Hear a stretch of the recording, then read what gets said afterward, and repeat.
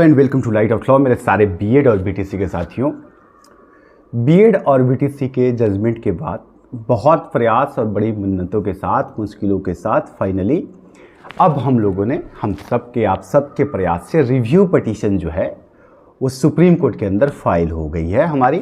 आप सबको इसके लिए बधाई, आप सब इसके लिए धन्यवाद के पात्र हैं क्योंकि आप सब ने सहयोग किया। जिन साथियों ने सहयोग नहीं किया फिजिकली या फिर डिजिटली, उन सबको भी धन्यवाद क्योंकि आप सब साथ में तो थे ही, और अगर नहीं है तो प्लीज़ साथ में ज़रूर बने रहिए क्योंकि लड़ाई सिर्फ हमारी नहीं है, व्यक्तिगत तौर पर किसी एक की लड़ाई नहीं है, हम सब की लड़ाई है। और इस लड़ाई को जीतने के लिए हम सबको एक साथ आना बहुत ज़रूरी है। इसलिए मैं ये ज़रूर आप लोगों से इतना ज़रूर कहूँगा कि अगर आप चैनल पर नए हैं या पुराने साथी हैं, सब्सक्राइब नहीं किए हैं, डिजिटल सपोर्ट देने में आपको कुछ भी नहीं लगता है और मोटिवेशन जो है ना हम सबका बना रहता है, और करना भी चाहिए क्योंकि सबकी लड़ाई है तो सब मिलजुल के करें। तो ज़रूर अगर पॉसिबल है तो सब्सक्राइब कीजिएगा, इससे मोटिवेशन बना रहता है।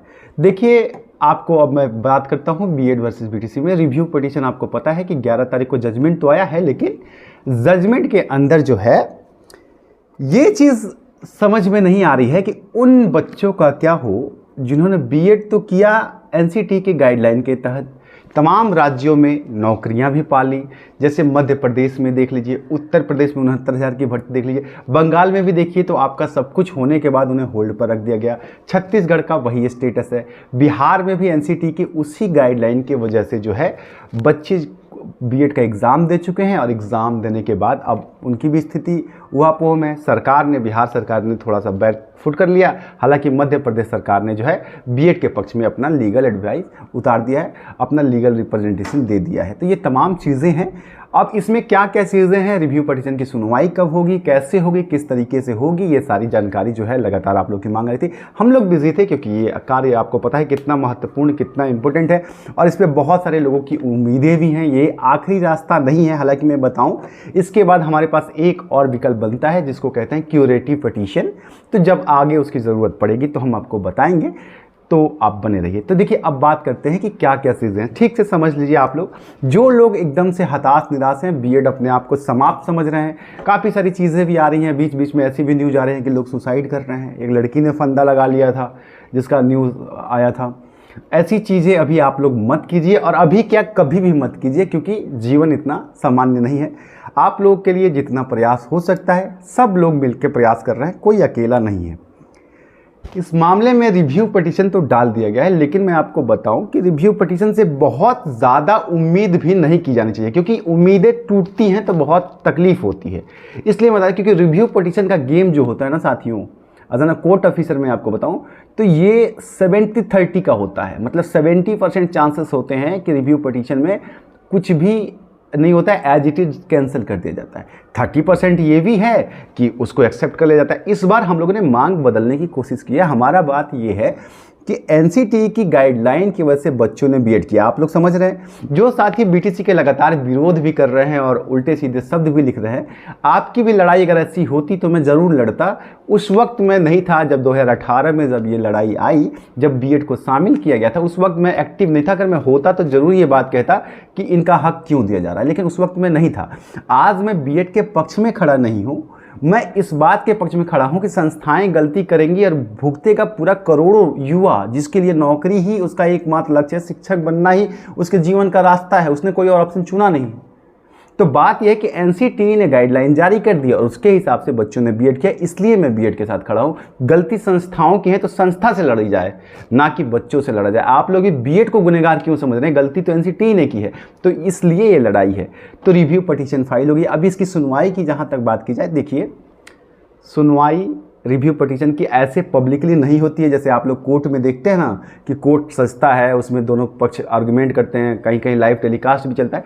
ऐसा नहीं होता है। रिव्यू पिटीशन के अंदर जज के केबिन में बैठा जाता है, दोनों जज बैठे होंगे या एक जज बैठे होंगे, वहाँ जाकर के हम अपनी बात रखते हैं कि ये चीज़ें हैं, इसमें ये ग्राउंड्स हैं, ये चीज़ें स्पष्ट कर दी जाए, या इस मुद्दे पर आप रिव्यू हमारा ले लीजिए क्योंकि इस चीज़ पर विचार नहीं किया गया, ये मुद्दा विचारणीय नहीं हुआ। और ये सही बात है कि बंगाल ने जो है, आप पूरी बातें ठीक से समझ लीजिए, इतनी जल्दीबाजी ठीक नहीं है, आप लोग समझ लीजिए। बंगाल ने ये भी कहा था जब केस चल रहा था कि हमारे यहाँ जो है भर्ती प्रक्रिया पूरी हो चुकी है, हमने एनसीटी के गाइडलाइन के तहत ले लिया है, तो कृपया हमें जो है उसका लाभ दिया जाए। और कोर्ट ने कहा था कि कंसीडर हम करेंगे, लेकिन कोर्ट ने जजमेंट में कंसीडर नहीं किया। तो ये तमाम चीज़ें हैं ना जिसको क्लियरिफाई करनी है। हमारी मांग यही है कि एनसीटी की गाइडलाइन आ गई थी, तो आपने जो जजमेंट दिया है 11 अगस्त 2023 को, तो 11/2023 के बाद आप बीएड को शामिल मत कीजिए, हमको कोई दिक्कत नहीं है। अगर मैं बीएड के पक्ष में होता सिर्फ, तो मैं कहता हमेशा के लिए बीएड को शामिल कीजिए, नहीं, आज के बाद आप मत शामिल कीजिए, कोई दिक्कत नहीं। उसके हिसाब से जिनको प्राइमरी का टीचर बनना होगा वो अपना डीएलएड करेंगे, बीटीसी करेंगे, बीएड नहीं करेंगे। लेकिन जिन बच्चों ने उस एनसीटी के गाइडलाइन के तहत अपना एग्ज़ाम कर लिया, बीएड कर लिया, बीएड करने में अपना टाइम दिया, 2 साल का पैसा दिया, मेहनत करी, और अब वो बाहर हो गए, उनके पास अगर बीटीसी की डिग्री नहीं है तो वो क्या करेंगे, प्राइमरी में वो जा ही नहीं पाएंगे। तो हमारी इस बार की मांग यही है स्पेशली। अब इसमें कोर्ट कितना कंसीडर करता है मैं प्री जम्पशंस के बेस पर अब नहीं बोलूँगा, क्योंकि अब मामला सब जुडिस हो गया। अब ऑनरेबल जस्टिस इसको डिसाइड करेंगे कि इसमें मामला क्या बनता है और क्या वो रिलीफ दे रहे हैं कि नहीं। मान के चलिए, उम्मीद एक कर सकते हैं, पॉजिटिव रिस्पॉन्स में ये कर सकते हैं कि हो सकता है कि ऑनरेबल कोर्ट इस बात को कंसीडर करे, क्योंकि करोड़ों बीएड डिग्री धारकों का बात है। हम लोग सिर्फ बातें नहीं करते हैं, जो भी चीज़ें हैं कानून के पर्सपेक्टिव से प्रयास करते हैं। वक्त लगेगा ना, कोई भी चीज़ आपको लगता है कि कल रिजल्ट दे दिया जाए, वो ऐसा होता नहीं है ना।